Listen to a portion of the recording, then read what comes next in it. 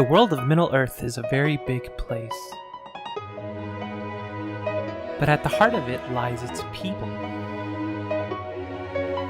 You may know the stories of its legendary heroes and its ring bearers, but how well do you know of the others?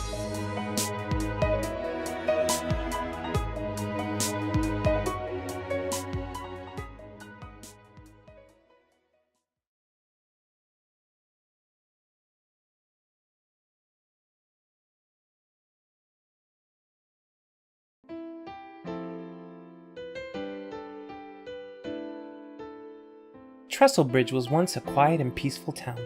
On the border of the North Downs and Breeland, the people of Trestlebridge had a budding relationship with the Rangers of the North and the people of Bree.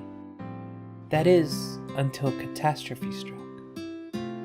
In the dead of night, the once still quiet of the North Downs was shattered by the deafening sounds of explosions.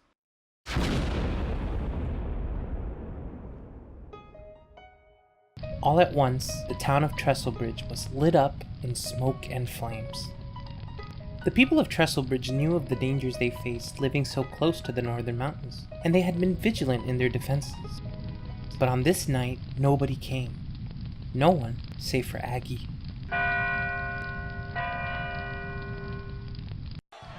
Aggy Digweed rose from her slumber and quickly began to mobilize the town, rustling everyone she could from sleep and escorting them to safety. If not for Aggy's actions, all of the people of Trestlebridge may have died that night. But the damage had been done. Homes had been forever lost and lives had been taken. One of those lives had been of Lovell Boskins, mayor of Trestlebridge. His daughter Nellie was forced to assume position as mayor, but anger and resentment now cluttered her mind. Where had her guards been, and why had the Rangers of the North Downs permitted this tragedy to occur? And even more importantly, where were they now?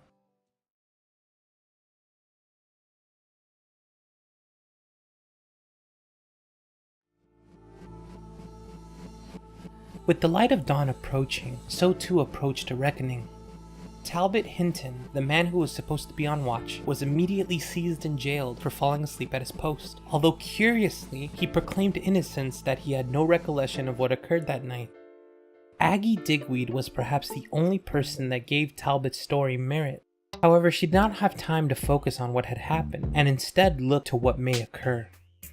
For 2 days, she stood guard on the trestle span, without sleep or rest. When she learned that barrels of black powder had been found in the wreckage of the village, Aggy knew the orcs of Nanrathen were the culprits. And her investigation yielded proof.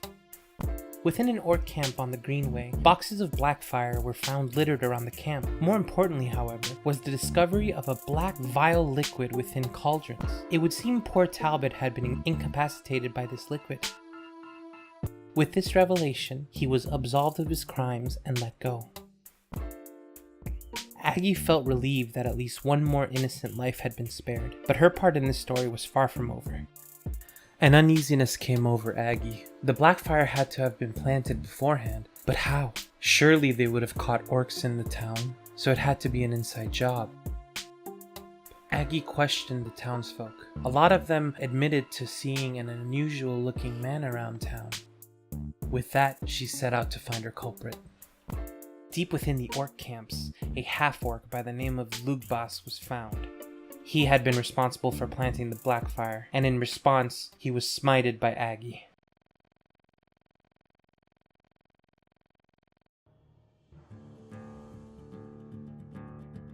The Ranger Halberad, captain of the Rangers of Estelden, soon sent word to all people of the North Downs that an attack from the orcs was imminent. Certain that Trestlebridge was due for another attack, Halberad sent a company of rangers to protect the town. Upon their arrival, Nellie refused them entry.